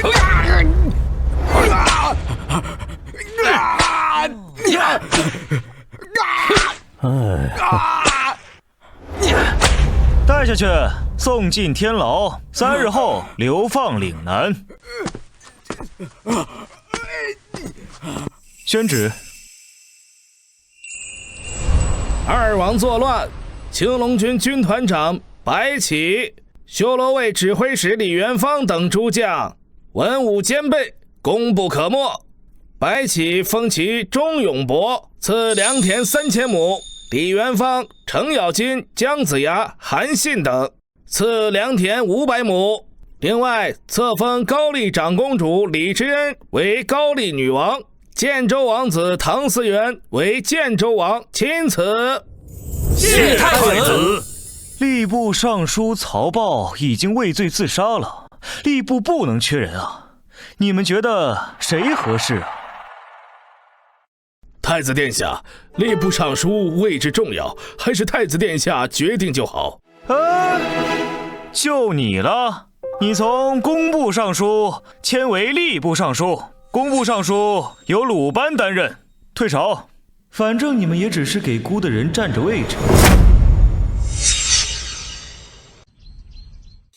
张让安排人悄悄潜入天牢，信王、宁王二人因受不了屈辱，服毒自尽了。是。太子不能杀他们，但他们二人不死，天下诸侯蠢蠢欲动。太子以后是要成为大前历史上的第一帝王，朕不想让他背负弑兄杀弟的罪名。是，皇上一心为太子殿下着想，太子殿下必然感激万分。孤这个父皇啊，还真是想尽了法子让孤听到呢。他大可放心，只要不卸磨杀驴，孤就不会拿他怎么样。殿下，白起军团长来信，说是青龙军已组建完毕，训练颇有成效。可有实战经验？前几日，宋国3000轻骑兵袭扰大前边境，白起军团长带着青龙军团灭了轻骑兵，活捉了他们的将军。好，让白起把人先关起来，待价而沽。好嘞。现在全国军政钱财都掌握在孤手里，终于可以收拾齐德龙那头黑猪了。殿下，不好了！什么事儿这么着急？难不成皇上死了？昨夜气温骤降，暴雪降临，许多百姓都被冻死了。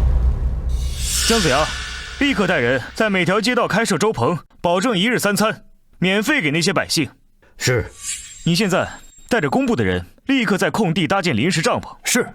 张良，你负责钱财支出，做好钱粮供应。是，殿下。昨晚冻死了那么多人，是因为我们都没有准备。从今天开始，孤不准再有一个人冻死饿死，必须要让老百姓吃得饱，穿得暖。请殿下放心，保证完成任务。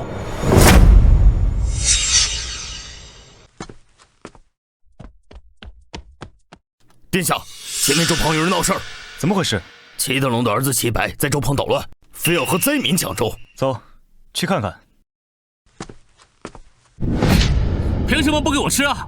哎，你不是看不起我吧？赶紧的，不然我把你的粥棚给掀了。齐公子，这粥棚是赈济灾民的，您家财万贯，何必与灾民争粮？更何况，您难道不怕太子殿下怪罪吗？我会怕？老子天不怕地不怕，老子今天就要在这吃粥。老子若是吃不满意，这群贱民就不能吃。齐公子，你是名门望族，何必与一群吃不上饭的灾民争抢呢？我去你的，狗东西，老子就要吃，你管得着吗？一群贱民而已，死了就死了。哎，还有你，去，赶紧给我滚！你，你敢打我？你死定了！你完了！我要杀你全家！还愣着干什么？上啊！齐大公子这么嚣张？谁啊？谁给你的底气呢？太子殿下，都是误会，误会。我齐家愿意拿300袋粮食作为赔偿。如果赔偿有用的话，那要律法干嘛呢？太子殿下，是我太冲动了，我愿意拿3000担粮食赔罪，也愿当个中间人，缓和您和父亲的关系。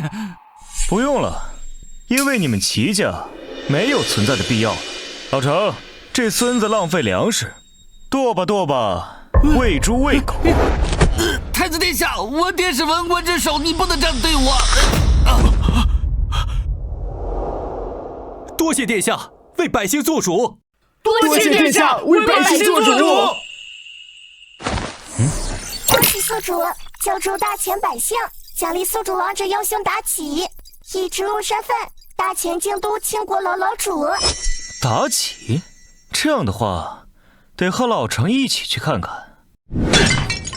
唐廷白，这混蛋竟然敢上吾儿！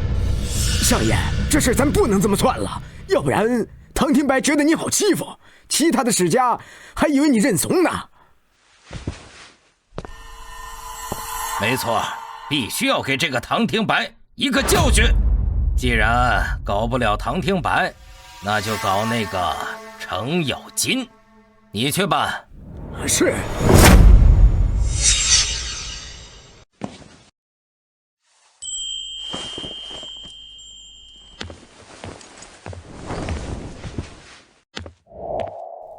属下妲己拜见殿下。妲己，坐吧。姑找你有事。殿下，俺先出去玩玩啊。姑要发展经济，希望倾国楼能成为一个商人聚集的地方。喝酒的同时，生意顺便就谈成了。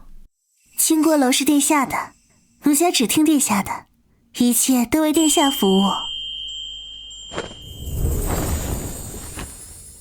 不仅倾国楼是姑的，你也是姑的。是，奴家只听殿下的。不对，请尽情吩咐妲己，主人。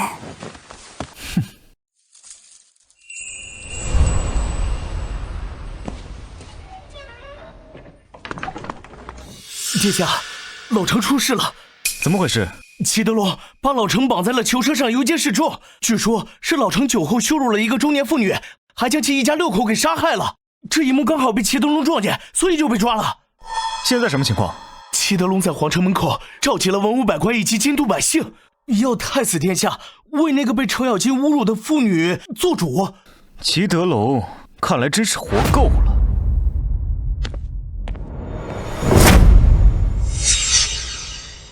齐德龙，你这头大黑猪竟然敢诬陷！今天你最好杀了俺，不然俺一定要杀你全家！程咬金，你酒后侮辱妇女，残杀大千百姓，证据确凿，你还想狡辩？我不信，太子殿下温文儒雅，谦逊有礼，他的手下怎么可能欺压百姓？没错，太子殿下为我们百姓做主，这肯定是被冤枉的。天子犯法，与庶民同罪。你以为你是谁呀？就算是皇太子，触犯了大前律法，一样要受到惩罚。唐廷白，快来吧，今日我就要用律法对付你，让你再无翻身的机会。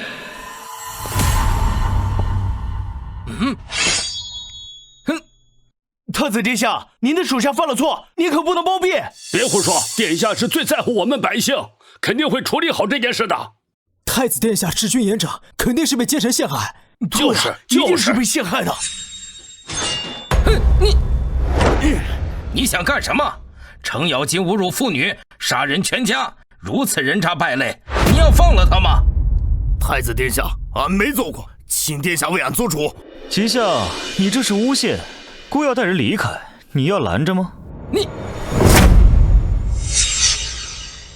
太子殿下，你也太放肆了！凭什么带走藐视法律的程咬金？太子，您虽是监国太子，但您……唐廷白，你已经铸成大错，你就不怕皇上罢了你的太子之位吗？我本不想杀你，可我错了。你不死，我的版图永远差一块。齐相，程咬金说了，他是被诬陷的，现在滚开，不然你也得死。你这疯子怎么如此肆无忌惮？唐廷白，那不如这样，我们去上报皇上，由皇上来裁。要么死，要么滚。唐廷白，你这个疯子，谁能砍下唐廷白这畜生的狗头，赏金10万。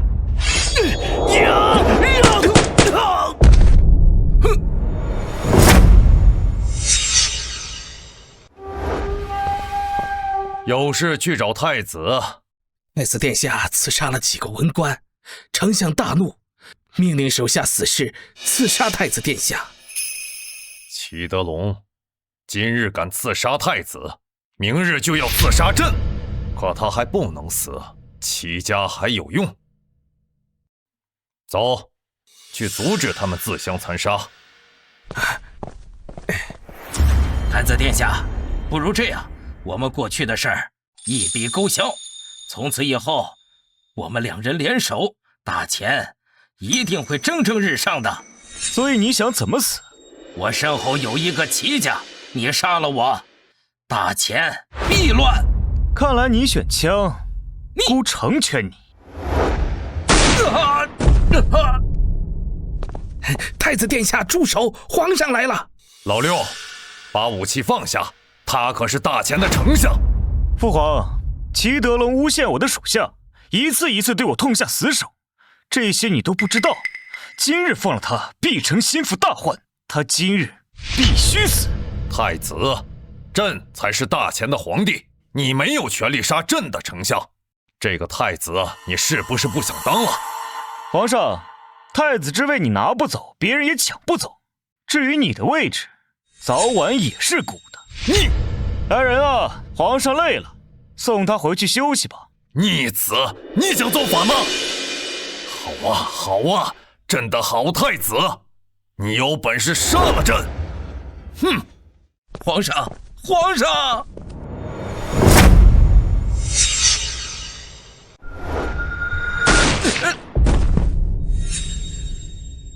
还愣着干什么？把齐德龙这头大黑猪的脑袋挂在城墙上。元芳、老程，包围丞相府，抄家齐家，齐家所有为官者，如有反抗，就地斩杀。是。殿下，青龙军团已经灭了齐家，从宗庙祖坟到男女老少连根拔起，同时从齐家获得黄金800万两，白银6000万两。珠宝玉器、琥珀象牙等数十万件，土地200万亩。好一个齐家！元芳，拿出2000万两白银，按贡献比例分给弟兄们。是，殿下。那黄金给皇上送过去吗？我这个父皇什么都不爱，就爱黄金，可朕偏偏不想惯着他这个臭毛病。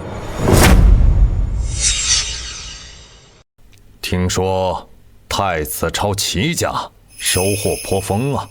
是，听说光黄金就有800万两。那等太子送钱来，朕就好好数一数。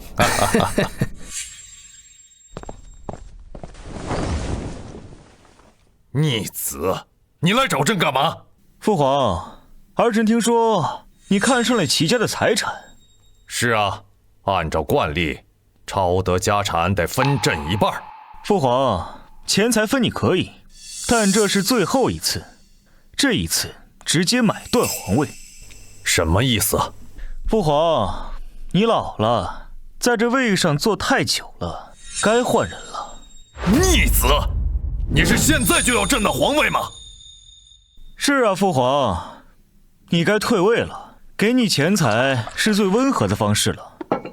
你要是不愿意，还有政变。哼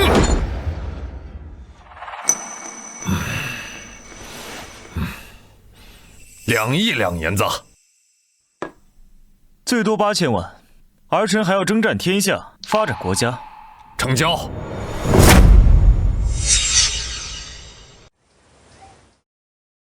诸位爱卿，好久不见呐！朕今日有一事要宣布。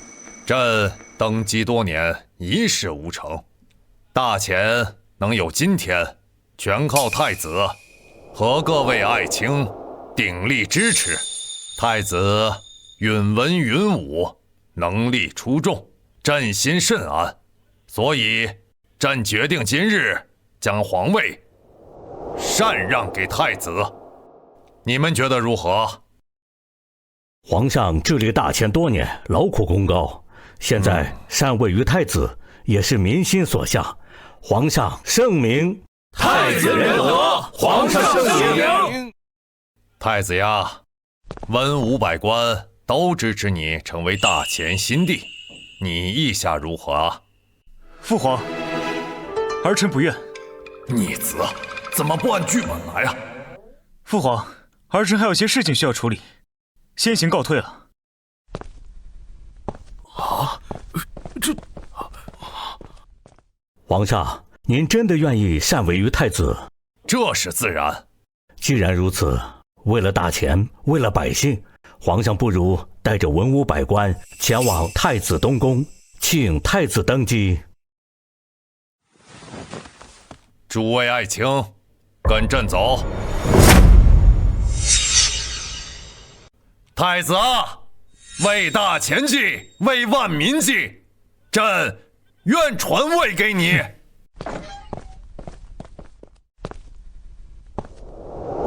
臣等请太子殿下登基。父皇，您正值壮年，至少还能当这20年，这个皇位，儿臣是万万不能要的。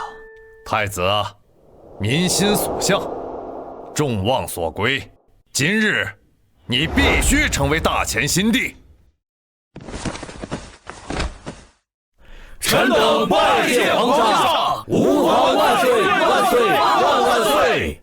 哎呀，你们啊，朕除了答应，还能做什么？皇上圣明，皇上万岁！众爱卿平身。